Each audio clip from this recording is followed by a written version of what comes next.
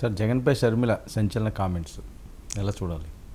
ఎలా చూడాలి? అన్న చెల్లెల తగాదలాగా చూడాలి. కానీ కొత్త విషయం అయితే కదా, వాళ్ళిద్దరూ ఇప్పుడు కొత్త అదే సంచలనం ఏంటి? బయట ఉన్నదమ్మా, బయట ప్లే చేయండి. షర్మిల గారిది రాజకీయ వ్యభిచారిగా పోలుస్తున్నారు జగన్మోహన్ రెడ్డి గారిని. ఏ విషయంలో అండి? బయట ప్లే చేస్తారు. మీ పార్టీకి ఇక మీకు ఐడియాలజీ ఎక్కడ మిగిలింది? మీ పార్టీకి ఒక అజెండా, ఒక జెండా అంటూ ఎక్కడ మిగిలింది? జగన్మోహన్ రెడ్డి గారు సమాధానం చెప్పాలి. అసలు జగన్మోహన్ రెడ్డి గారు చేస్తున్నది రాజకీయ వ్యభిచారం కాదా?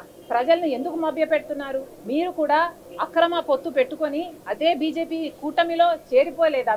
మీరు కూటమిలోనే ఉన్నారు. ఈరోజు మీకు అర్థమవుతుందో లేదో కానీ ప్రజలకు మాత్రం అర్థమవుతుంది. ఈరోజు బీజేపీలో ఒక తెలుగుదేశం, ఒక జనసేన మాత్రమే లేదు. కూటమిలో బీజేపీతో పాటు వైసీపీ కూడా ఉంది. కూటమిలో అఫీషియల్ గా వైసీపీ కూడా చేరిపోయింది. మరి ప్రజలను ఎందుకు మభ్యపెడుతున్నారో జనాలకు సమాధానం చెప్పాలి జగన్మోహన్ రెడ్డి గారు.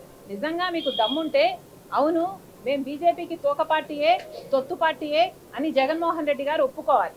లేదు, ఒప్పుకోలేను, నాకు ఆ ధైర్యం లేదు అంటే జగన్మోహన్ రెడ్డి గారు చేతి మీద బీజేపీ అని పచ్చబొట్టు వేయించుకోండి. అప్పుడు మీరు చెప్పకపోయినా మీరు చెయ్యెత్తితే చాలు మీరు బీజేపీలో చేరిపోయారు అని ప్రజలకు క్లారిటీ అయినా ఉంటుంది. అసలు అరే పక్కన బీఆర్ఎస్ పార్టీ ఉంది, కనీసం వాళ్ళు ఎవరికి ఓటేయకుండా అబ్స్టైన్ అయినా అయ్యారు. ఆ మాత్రం ఇంగితం కూడా లేకపోయింది వైసీపీకి. రాజశేఖర రెడ్డి గారి కొడుకు అయ్యుండి ఆర్ఎస్ఎస్ అభ్యర్థికి మద్దతు ఇచ్చారు అంటే ఎంత సిగ్గుచేటు. చరిత్రలో రాజశేఖర రెడ్డి గారి ఛాతిలో కత్తితో పొడిచిన వాళ్ళగా మిగిలిపోతారు జగన్మోహన్ రెడ్డి గారు. ఏంటి సార్ షర్మిల గారు ఎంత స్ట్రాంగ్ గా అటాక్ ఇస్తున్నారు? షర్మిల గారు ఇలా కాకుండా ఎలాగైనా మాట్లాడు ఒకటండి. రాజకీయంగా ఆమె చెప్పిన దాంట్లో పొరపాటు. నేను కూడా మీకు చాలాసార్లు చెప్పాను, బీఆర్ఎస్ చేసినట్టుగా వైసీపీ కూడా చేస్తుండొచ్చు, కానీ ఆ అవకాశమే లేదు. ఖచ్చితంగా వైసీపీ అన్నది 100% ఉపరాష్ట్రపతి అభ్యర్థిగా సిపి రాధాకృష్ణన్ను బలపరచడమే కాదు, ఓవర్ యాక్షన్ కూడా చేశారు. వాళ్ళు అక్కడికి వెళ్ళి ముందుగానే శుభాకాంక్షలు చెప్పొచ్చారు. మళ్ళీ ఓటింగ్లో పాల్గొన్న తర్వాత వైవి సుబ్బారెడ్డి బయటకు వచ్చి మేమందరం ఓటేసామని మరీ చెప్పారు. ఒక ముక్కలో చెప్పాలంటే తెలుగుదేశం కంటే మేమే సన్నిహితంగా ఉన్నాము బీజేపీకి. మోదీ ఇప్పటికి కూడా మా జగన్తో హాట్లైన్లో టచ్లో ఉన్నారని చెప్పడానికి వైసీపీ చాలా హడావుడి పడింది.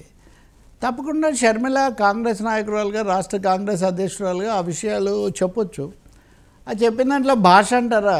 ఓకే, మీరు ఆ విషయం అధికారికంగా ఒప్పుకోకపోతే, అంటే మీరు బీజేపీతో ఉన్నానని చెప్పకుండా బీజేపీకి ఓటేస్తే దాన్ని ఈ విధంగా రాజకీయ వ్యభిచారం అంటారని ఆమె అంటున్నారు. రాజకీయ పరిభాషలో అలా అంటారు, అందులో ఇంకేమీ పెద్ద అభ్యంతరం లేదు. కానీ వైసీపీ వాళ్ళే కాదు, కాంగ్రెస్ వాళ్ళు కూడా కొంతమంది షర్మిలను అంటుంటారు, మీరు జగన్ మీద ఫోకస్ పెట్టినంతగా ఇక్కడ రాష్ట్రంలో ఎన్డీఏ ప్రభుత్వం ఉంది, రాష్ట్రంలో బీజేపీ కూడిన ప్రభుత్వం ఉంటే దాని మీద ఎందుకు పెట్టడం లేదు అని వాళ్ళ నాయకులు కొంతమంది ఢిల్లీ వెళ్ళి మరీ ఫిర్యాదు చేసి వచ్చారు. కాబట్టి కాంగ్రెస్ పార్టీ కార్యాచరణలో కూడా ఏమైనా మార్పు వస్తుందో ఈ అంశాన్ని వాళ్ళు హైలైట్ చేస్తే, అంటే ఈ రాహుల్ ఐటమ్ ఉంటుంది, వీళ్ళ అంశాన్ని కనుక హైలైట్ చేసి నిజంగా బీజేపీ ఇప్పుడు లోకేష్ మొన్న మాట్లాడారు ఏమని, మేము బీజేపీకి మద్దతు ఇవ్వడం రాష్ట్రానికి నిధుల కోసం కాదు, ఈ రెండు వేర్వేరు విషయాలు అన్నారు.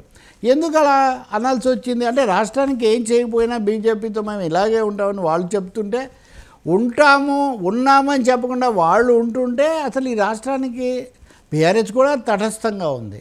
సో తర్వాత ప్రాంతీయ పార్టీలన్నీ జనసేన ఒకవైపు వీళ్ళందరూ బీజేపీతో కట్టకట్టుకొని ఊరేగడం అన్నది ఖచ్చితంగా ఒక రాజకీయమైన ఇబ్బందిని, రాష్ట్రానికి నష్టాన్ని తెచ్చిపెడుతుంది. అందులో రెండో అభిప్రాయం ఇంకేమీ లేదు. ఎవరో నిన్ననే అన్నారు, ముఖ్యమైన నాయకులు ఎవరో నాకు గుర్తు రావట్లేదు, ఏపీ బీజేపీ శాఖను చంద్రబాబు నాయుడుకు వీరు తాకట్టు పెట్టారని బీజేపీ అనుకూలు కొంతమంది విమర్శిస్తున్నారు. రాజాసింగ్ ఇక్కడ విమర్శిస్తున్నారు. అంటే రాజకీయ పార్టీల మధ్య ఆ సైద్ధాంతికమైన భావజాలపరమైన రేఖలు చెరిగిపోయి ఆ నాయకులను బట్టి, ఆ కుటుంబాలను బట్టి, వాళ్ళ అవసరాలను బట్టి నడుస్తున్నట్టుగా కనిపిస్తుంది. ఎందుకంటే ఏపీ బీజేపీ ఎలాంటి విమర్శలు చేయటం లేదు, మీరు తాకట్టు పెట్టారు అని వీళ్ళు విమర్శిస్తున్నారు. పేర్ని నానినే మరి వాళ్ళ పార్టీ వెళ్ళి బీజేపీకి, అంటే బీజేపీతో వైసీపీ కలవడాన్ని షర్మిల విమర్శించారు. ఇప్పుడు దట్స్ రైట్.